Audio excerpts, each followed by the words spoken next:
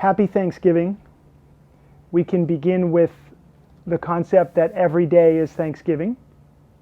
And we also appreciate a day where a collective, a large number of people, can focus on the concept of giving thanks and gratitude. So I know that many people, when we go to 12-step meetings or recovery meetings, and someone says, oh, let's talk about gratitude, maybe 50% of the room groans. Gratitude again. We have to talk about gratitude, oh my goodness. But the other 50% of the room is like, yeah, we get to talk about gratitude. And gratitude is more than most people understand it to be. Gratitude is a place of contentment, a place of acceptance, and understanding of the way things work, the way things are. Gratitude comes out of a relationship with all that is, a relationship with reality, a relationship with truth. When I use the word truth, I mean capital T, truth. Feeling grateful is to be in a force field of thank you. A force field of thank you.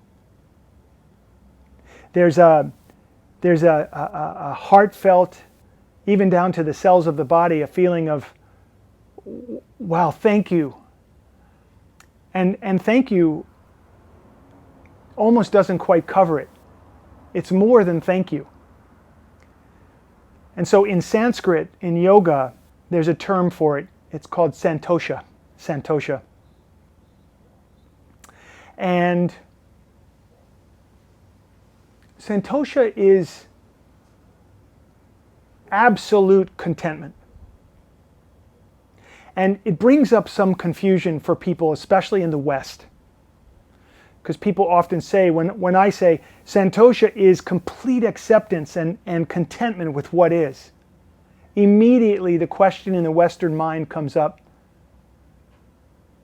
but everything isn't okay. So am I just supposed to walk down the street with a smile on my face even though people are suffering? Even though there's suffering and pain in the world, am I just supposed to accept it all? And of course, the answer is we're on a journey. There's an unfolding taking place. Our understanding of the journey and the unfolding is where gratitude can exist along with the pain and the suffering of the world as we understand it. Part of the challenge is nothing is as it seems.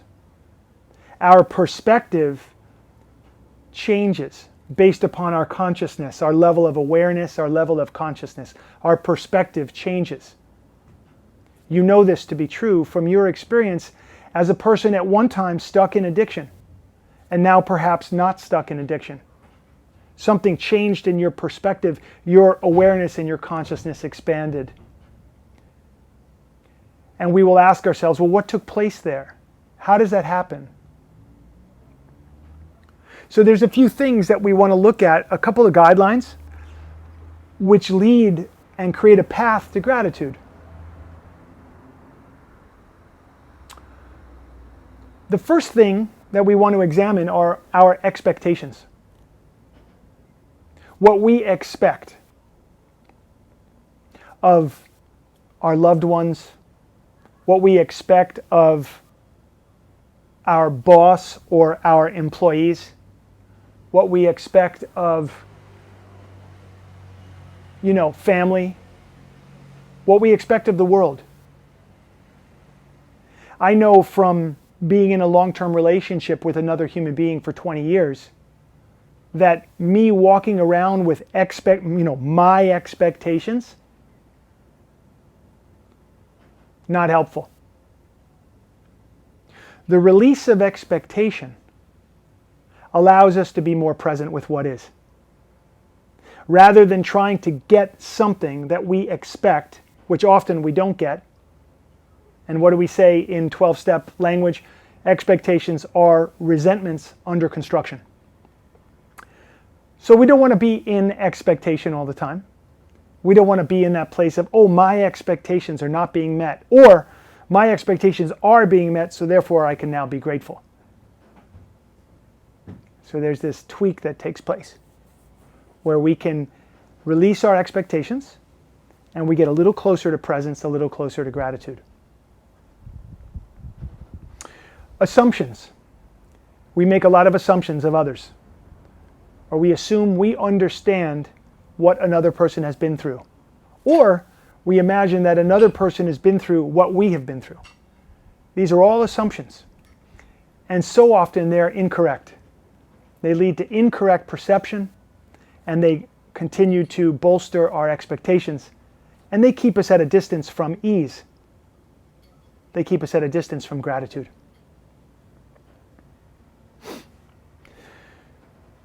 The greatest, most simple thing I can say about gratitude is it's right there. The formula for it exists in the Serenity Prayer. God, grant me the serenity to accept the things I cannot change, the courage to change the things I can, and the wisdom to know the difference. If I understand and grasp that prayer, I remain in serenity. I understand where and how to use my energy. I understand what lays within my sphere of influence. And I understand what lies outside of my sphere of influence. I'm able to use my energy to move forward, to create, to be spontaneous, and to be present in the world. And I'm able to see where energy could be wasted, or an effort could lead me to dis-ease, or distance from ease, or distance from gratitude. So the formula is right there in that Serenity Prayer. And I'm asking the consciousness, God, the consciousness that is around me and thread through me, let me connect with that consciousness so that I can understand, what can I control? What can I influence? Where should my energy be used? And where should I release and let go and come to a place of acceptance? That's going to lead me right directly towards that force field of gratitude. Once again, expectations are resentments under construction. Resentments under construction. Okay.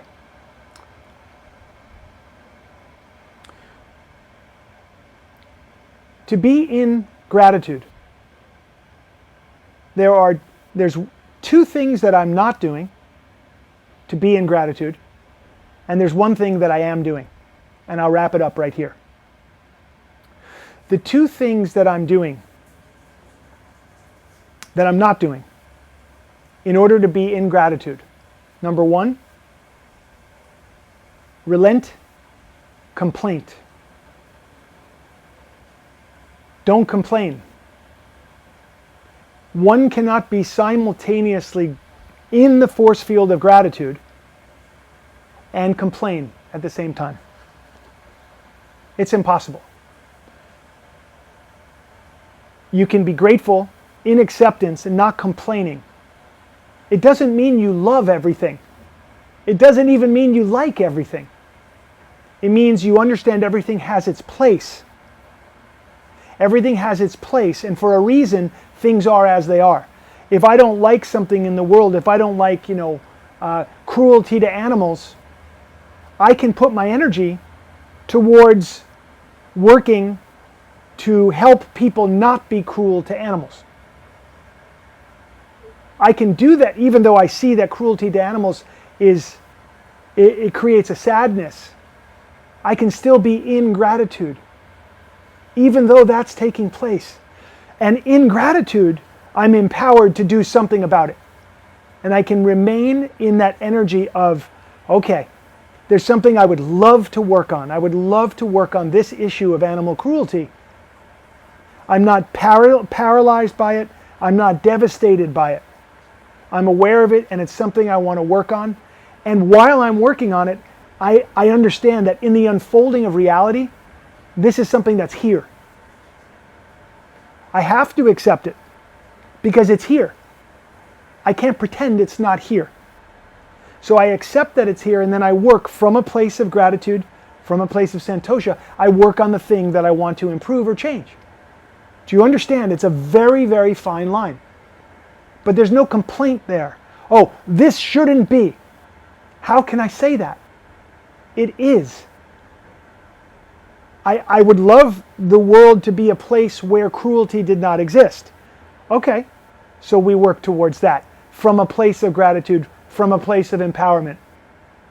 I would love the world to be a place where addiction did not exist. Okay, where addiction doesn't kill people and sap them of their life and their energy and their joy. Okay, well, I recognize that we do live in a world where addiction is, pretty rampant. Okay, what can I do about it? There's certain things I can do about it. I'm trying to do things about it, in fact, right this very moment. Right? But there's also things I can't do.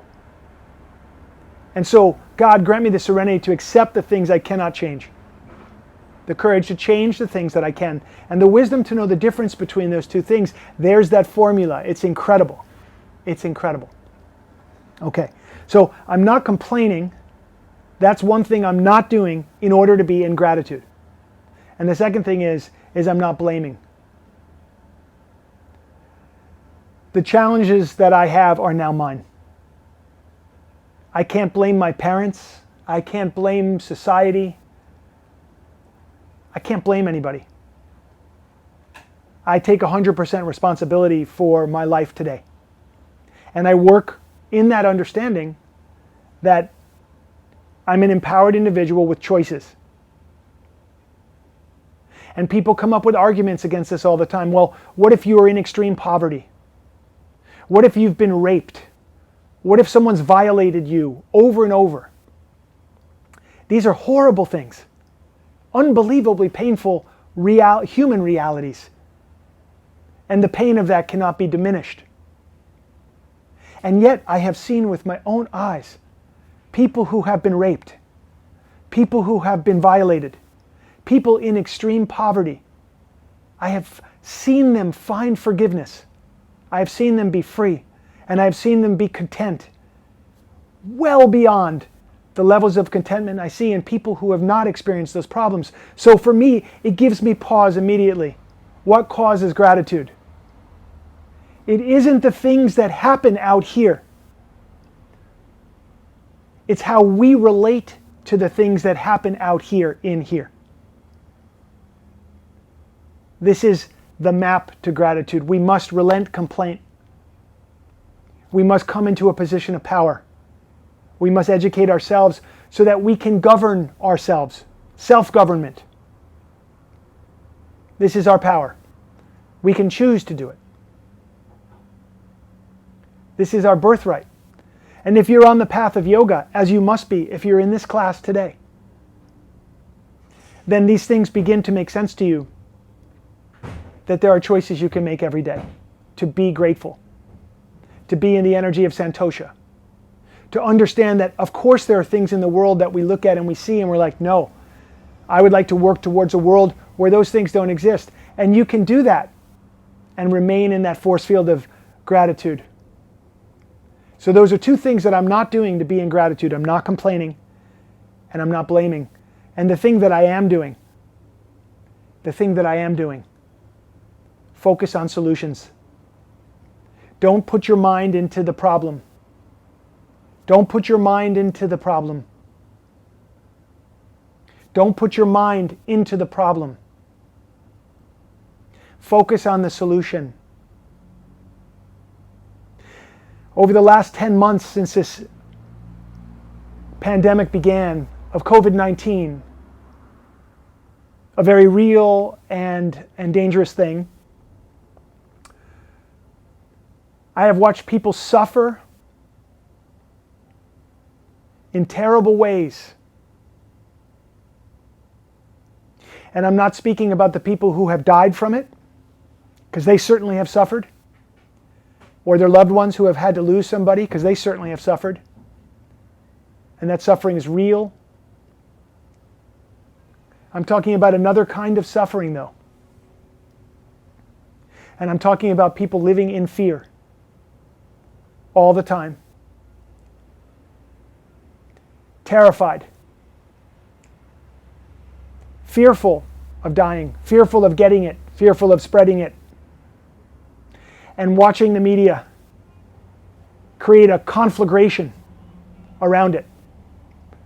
A wildfire of fear. Some of the fear is justified, some of it is not. But I have watched people suffer so badly this year, in many cases unnecessarily. They got swept up in a narrative of fear. No longer able to tell what is true and what is not true. And that is a place where it's very difficult to find gratitude. So focus on the solution. What can we do? What can we do to put ourselves in a place of presence? To not be drawn into unnecessary fear, but to understand what the risks are, and then to take actions accordingly. We have to look at our expectations, our assumptions. We have to let go. We have to look at that Serenity Prayer and see the genius of it. We have to let go of our complaining, let go of our blaming and our judgment. Let go of arguing. Let's just stop arguing and let's put our mind into the solution.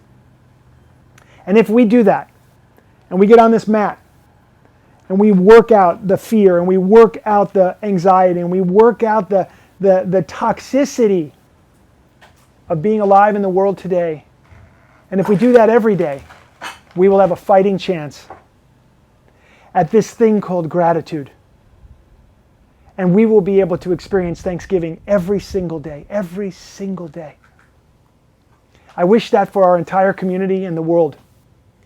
May we find peace.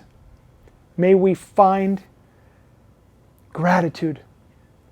And may we express that joy and that love to everybody that we come across.